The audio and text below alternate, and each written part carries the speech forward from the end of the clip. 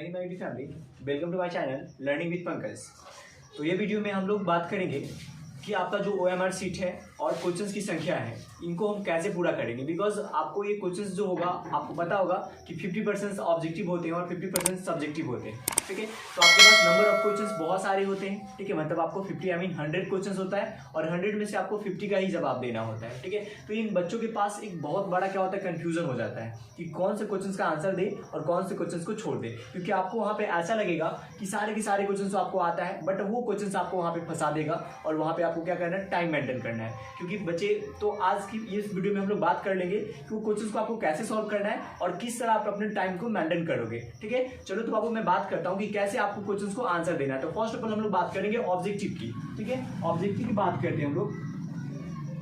Objective तो आपको बच्चे पता होगा कि कितने होंगे, 100 क्वेश्चंस होंगे। कितने होंगे आपको 100, अभी 100 क्वेश्चंस है, इनमें आपको आंसर करना है। मीन जब आप इसको आपको कितने देने, 50 को सॉल्व करना है, इसका 50 आंसर देना है। तो आप कैसे करोगे? बिकॉज अगर बच्चे आप 100 क्वेश्चंस की बात करो तो जितनी देर में आपको टिक आउट नहीं करना मतलब समय लगेगा, उससे ज्यादा आपको पढ़ने और उसको समझने में होगा। क्योंकि मैथ्स, अगर मैथ्स की बात करो तो आपके लिए सबसे बड़ी अगर डिफिकल्ट की बात होगी जो आपको मैथ्स फंसाएगा। क्योंकि साइंस है, सोशल साइंस है, संस्कृत, हिंदी, उर्दू, चाहे वो भी मतलब जो भी आपके सब्जेक्ट होते हैं, बच्चे आप क्या करोगे, वो देखोगे, अगर पढ़ रखे हो तो आप टिक कर दोगे। बट मैथ्स में क्या होगा कि आपको वहाँ पे कैलकुलेशंस करना होगा, तो आप फंस जाओगे। ठीक है, तो आप कैसे करोगे? ठीक है, देखो, तो पहले मैं OMR सीट की बात बाद में करूंगा। पहले हम लोग क्वेश्चंस की बात कर लेते हैं कि कैसे आपको सिलेक्ट करना है और कौन से क्वेश्चंस आपको जल्दी सॉल्व होगा वो देखना है। ठीक है, तो आप पहले उन क्वेश्चंस को सॉल्व करो जो आपको लगे कि मतलब बिना मतलब कहते हैं ना मेंटलिटी सॉल्व हो जाए। ठीक है, जैसे हो गया, उसमें आ जाएगा आपको कोई चीज का फॉर्मूला हो जाएगा। क्या आपको फॉर्मूला आ जाएगा? इसमें मतलब जितने भी सूत्र होते हैं, जैसे बेलन का सूत्र हो गया। ठीक है,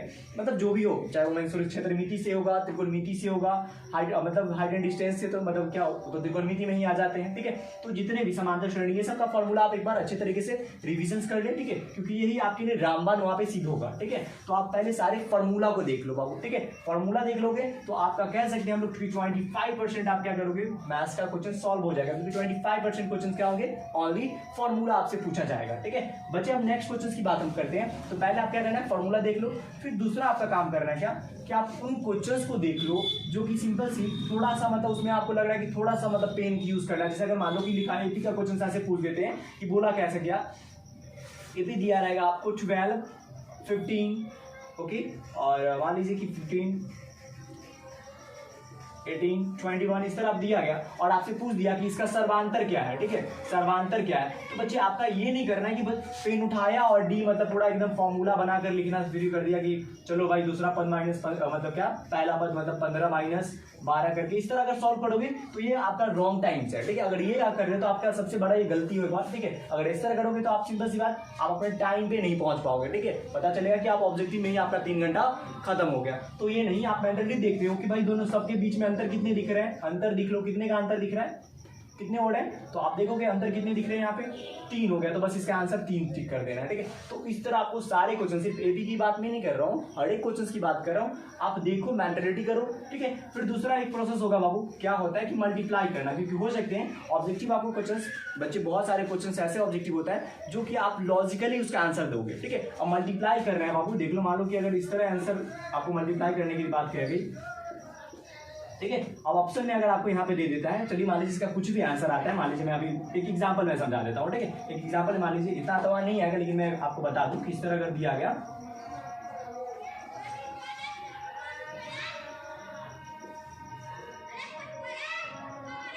ठीक है, चलो अब इसका अगर आंसर मान लीजिए, मैं फिर से बता दूं, एग्जांपल मैंने बताया, मान लीजिए इसका मैं पूछ दूं और इस तरह आपको कैलकुलेशन करना है। तो देख लो, इसको अगर मैं लास्ट वाले की मल्टीप्लाई करता हूं तो कितने होते हैं, 12 आता है, मतलब लास्ट में 2 आएगा। तो आप ऑप्शनल में देख रहे हो कि लास्ट में 2 किसका है, इसका नहीं है, मतलब लास्ट में 2 इसी होगा, तो ये आंसर होगा। तो इस तरह आपको ये वे भी आपको बहुत फायदा करेगा मैथ्स को कैलकुलेशन करने के लिए। ठीक है, तो ये वे को भी आजमाए, मतलब ऐसा नहीं कि आप पूरा मल्टीप्लाई करो उसके बाद देखो कि इसका आंसर इतना आएगा, तो फिर ये क्या हो जाएगा, लॉन्ग हो जाएगा आपको। तो पहले ऑब्जेक्टिव के लिए क्या करना है, फॉर्मूला। दूसरा क्या कि आपको शॉर्टकट, आई मीन ऑप्शनल देखना पड़ेगा, ऑप्शन देखो और उसके बाद उसको देखो कि अच्छा आंसर मतलब जैसे मल्टीप्लाई मैंने इसका कर लिया, पहला डिस्क 6 दूना 12, तो यहाँ 12 मतलब लास्ट में 2 आ रहा है, तो ये दोनों तो नहीं होना चाहिए, मतलब यही आंसर होगा। अब ये नहीं कि प्रूव करके चलो देखते हैं मल्टीप्लाई करके, तो फिर आप क्या करोगे, गलत वे पे चले जाओगे। ठीक है, तो दूसरा भी ये है कि भाई आप ऑप्शनल देखोगे। ठीक है, चलिए बस। तीसरा रास्ता हमारे पास ये होता है बच्चा, सिंपल से आप देखो क्या कि जब आपको कोई ऐसा क्वेश्चन लगेगा जो आपको फंसा रहा है, ठीक है, तो उन क्वेश्चंस को आप इग्नोर कर दो, मतलब छोड़ दो, ठीक है, क्योंकि आपको ऐसा लगेगा, अगर आपने पढ़ा होगा तो आपको ऐसा लग रहा है कि अच्छा मैंने तो पढ़ा है, ये क्वेश्चन मुझसे बन जाएगा, तो आप उस चक्कर में रहोगे सीखे कि हमसे बन जाएगा और उसका लॉन्ग प्रोसेस होगा, तो फिर आप उसमें फंस जाओगे। तो आपको उस क्वेश्चन को छोड़ देना है, क्योंकि मैंने बताया कि वैसे क्वेश्चन को लेना है जो आप मेंटलिटी ही सॉल्व कर देते हो, ठीक है, मेंटलिटी क्या करो, सॉल्व कर लेते हो। फिर उसके बाद आप उन क्वेश्चंस को देखो कि जो आप क्या करो, थोड़ा सा मतलब टाइम लगो, ऐसा नहीं कि मतलब लग जाए कि बस आप मतलब एक क्वेश्चन पे 2 मिनट 3 मिनट देना शुरू कर दोगे तो आपके लिए बहुत ही टाइम लग जाएगा, ठीक है।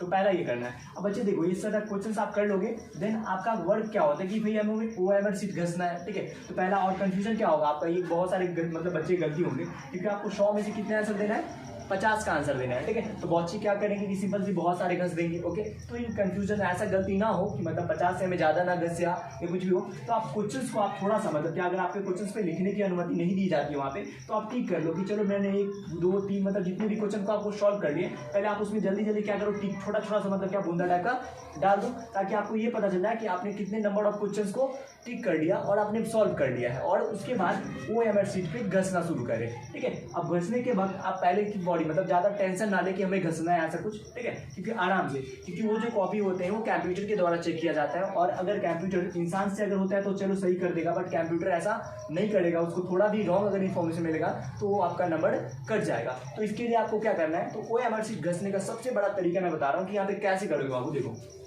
सिंपल, जैसे OMR शीट जल्दी घसना है और गलत भी ना हो, तो लेट में भी अगर ये आपका दे रखा है OMR, ठीक है, चलो देखो मैं बता रहा हूँ फिर से। OMR के मतलब एक मैं थोड़ा सा, चलो गोल अगर नहीं हो तो समझ लेना, ये देख रखा है, ठीक है। OMR इस तरह होते हैं। तो पहले देखो इसको स्पीड कैसे करना है, क्योंकि आप अगर जल्दी से स्पीड करोगे तो बाहर भी निकल सकता है, गलत भी हो सकता है। तो पहले आपका काम करना है, पहले आउटर लाइन मतलब इसको आउटर से क्या करो, इस तरह आप अच्छे से थोड़ा सा कवर कर दो आराम से, ठीक है। और उसके बाद बीच में तो आप आराम से स्पीड से भी घस सकते हैं, कोई दिक्कत। देखो इस तरह करना है। पहले क्या, पहला काम करना है आपको, आउटर वाला जो है उसको अच्छे से मतलब 2-3 बार क्या करो, घुमा दो अच्छे तरीके से, और बीच में आप फिर थोड़ा स्पीड से घस सकते हो, ठीक है। तो इस तरह आप घस लोगे, घस आ जाएगा, ठीक है। और एक चीज बच्चे, राइट क्या होगा और रॉन्ग भी क्या होता है, देखो बच्चे बहुत सारे बच्चे क्या करते हैं, थोड़ा सा मतलब घसा ऐसे वैसे, ठीक है, इस तरह, और बीच में या खाली में ऐसे छोड़ देते हैं, तो ये भी आपका क्या हो जाएगा, गलत हो जाएगा। अच्छे तरीके से घसे, ठीक है, स्पेस अंदर का नहीं दिखना चाहिए आपको, ठीक है, पूरे और गोल होना चाहिए। जितना भी आपका ये जो है लाइन, ये लाइन को आउटर नहीं होना चाहिए, खाली भी नहीं छोड़ना चाहिए।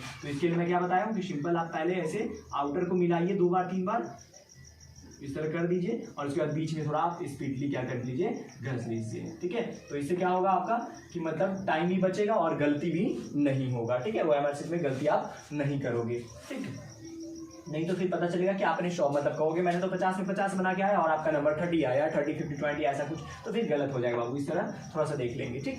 चलिए उसके बाद क्या कि नंबर ज़्यादा हमें ना घसाए, तो सिंपल मैंने बताया क्या, आप क्वेश्चन में ही छोटे छोटे से, अगर आपको अनुमति वहाँ पे नहीं दी जाती है तो आप छोटे छोटे से ही क्या करो, टिक कर लो अपने क्वेश्चन पे, ठीक है, छोटे छोटे टिक कर दो ताकि आपको ये पता चल जाए, और अपने क्वेश्चन में ही काउंट कर लो कि मैंने 50 क्वेश्चन 60 क्वेश्चन जितने भी आपको मतलब टिक कर लियो वो कर लोगे, ठीक है। ऐसे आपको 50 का आंसर देना है, ठीक है। चलिए उसके बाद क्या होता है, बहुत सारे बच्चे को अगर ये ऐसा सोच रहे होंगे कि जैसे 1 2 3 4 ऐसे होते हैं, 100 तक अगर लिखा होता है, कहाँ तक होता है 100 तक, तो आपका कहीं अगर ऐसा दिमाग काम कर रहा है कि भाई मुझे 50 तक का ही आंसर देना है, तो ये गलत है। आपके पास 100 क्वेश्चन है, मतलब 100 में से आप किसी भी 50 क्वेश्चन का आंसर देना है, मतलब 50 से ऊपर भी जाओ, 56 57 जितने भी आपको बना सकते हो बनाओगे। ऐसा नहीं कि बस आप 50 तक ही जाओगे, 46 मतलब सॉरी, उसके बाद अगर कहीं आपको 85 नंबर समझ में आ रहा है तो इसको छोड़ दोगे, तो ये आपका गलत हो जाएगा बाबू। मतलब क्या कि 1 से लेकर 100 तक कोई भी क्वेश्चन आपको 50 बनाना है, चाहे जितने नंबर भी बने, ठीक है। तो आप ये कर लोगे पहला चीज, ठीक है।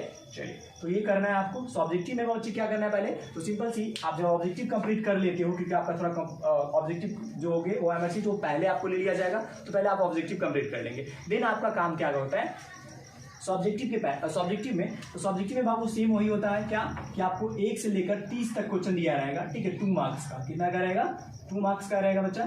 और ये 2 मार्क्स को आपको मतलब बनाना है 1 से लेकर 30 में कितने क्वेश्चन को बनाना है, 15 क्वेश्चन को बनाना है। तो उन 15 ही क्वेश्चन को आंसर दे जो आप एकदम ईजी बनाते हैं, मतलब ऐसा नहीं कि जो फंस जाते हो, ठीक है। तो अगर फंस जाओगे तो फिर क्या होगा, आपको कैलकुलेशन मतलब आप ऐसे क्वेश्चन को देख लो, अगर आपने पढ़ा है तो आपको ये समझ में आएगा कि कौन से क्वेश्चन को आप ईजी मतलब सॉल्व कर सकते हो। तो 15 उन क्वेश्चन को सॉल्व कर लो जो क्या करना है आपको, मतलब आराम से बन जाता है, जो ज्यादा कैलकुलेटिव ना हो, ज्यादा मतलब फंसाता नहीं हो। लेकिन पहले क्या कि एक होता है लॉन्ग क्वेश्चंस, क्या होता है बाबू, एक लॉन्ग मतलब दीर्घोत्तरीय होते हैं जो कि कितने 5 मार्क्स का होता है, ठीक है, और ये 2 मार्क्स का होता है। तो पहले सब्जेक्टिव में आपका पहला काम क्या होगा, पहले आप इनको या इनको, ठीक है, तो पहले आप लॉन्ग क्वेश्चन में, भले आपका एक ही क्वेश्चन क्यों नहीं बन रहा है, अगर आपको लॉन्ग क्वेश्चन में जितने पहले क्वेश्चन बन रहे हैं उतने बना लो। क्यों, क्योंकि देख लो बाबू, अगर मान लीजिए 5 मार्क्स का आपने एक क्वेश्चन सॉल्व कर दिया, एक ही क्वेश्चन अगर सॉल्व किया तो इसमें आपको कितने मार्क्स आ गया, 5। इसमें 2 मार्क्स अगर 2 क्वेश्चन सॉल्व करते हो तब इनके बराबर आता है। तो पहले आपका काम करना है क्या, जैसे ही आप ऑब्जेक्टिव कंप्लीट करते हो देन जल्दी से क्या करो, सब्जेक्टिव में क्या करो, 5 मार्क्स का जो क्वेश्चन आपको जो सॉल्व हो रहा है उनको सॉल्व कर लो। 1 सॉल्व हो, 2 सॉल्व हो, अगर पूरा सॉल्व हो रहा है तो पूरे कर दो।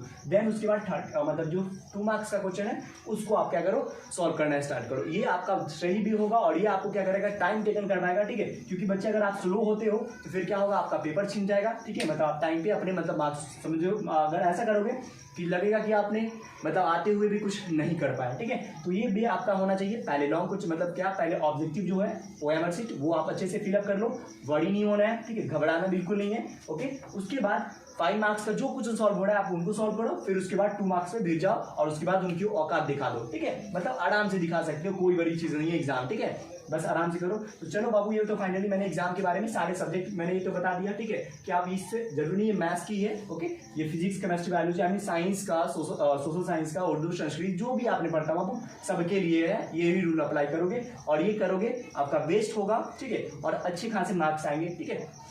तो ये तो मैं पढ़ाई की बता दिया हूँ, ठीक है। उसके बाद सारे बच्चों को मेरी तरफ से एक इन्फॉर्मेशन है बाबू कि आप लोग पहला काम टेंशन बिल्कुल ना ले, ठीक है। चिंता आप करते हो तो इसके लिए क्या हो सकता है, आपकी बहुत सारी प्रॉब्लम, अगर आप मेंटलिटी डिस्टर्ब हो जाओगे तो फिर जो आपको आता भी है वो भी क्या होगा, गायब हो जाएगा, आप कुछ नहीं कर पाओगे, ठीक है। तो पहला आपको काम क्या करना है बच्चा, कि जो कुछ भी आपको मतलब टेंशन है बिल्कुल नहीं लेना, समझना कि आपने ट्यूशन कोचिंग में ही क्या कर रहे हो, आप टेस्ट दे रहे हो, ठीक है, और वही टेस्ट वहां पे कोई नया टीचर आप पे ले रहे हैं। तो पहली चीज आप घबराएंगे नहीं, ठीक है, आराम से वहां पे बैठकर हर एक क्वेश्चन को जो जो आपको आता है आराम से देंगे, जो नहीं आता है उनको भी उससे भी लड़ना है, ठीक है, करो नहीं तो मरो की तरह, ओके। मतलब सिंपल सी बात है, जो आता है उनको पहले आंसर देना है, जो नहीं आता है उनका भी आंसर देना है। अब कैसे, तो बच्चे आपने 10 साल की मेहनत को दिखाना है, ठीक है, आपकी 10 साल की मेहनत, यानी 10 साल में आपने जो कुछ भी सीखा है उसको आपको दिखा देना है वहां पे, ठीक है, 3 घंटों में।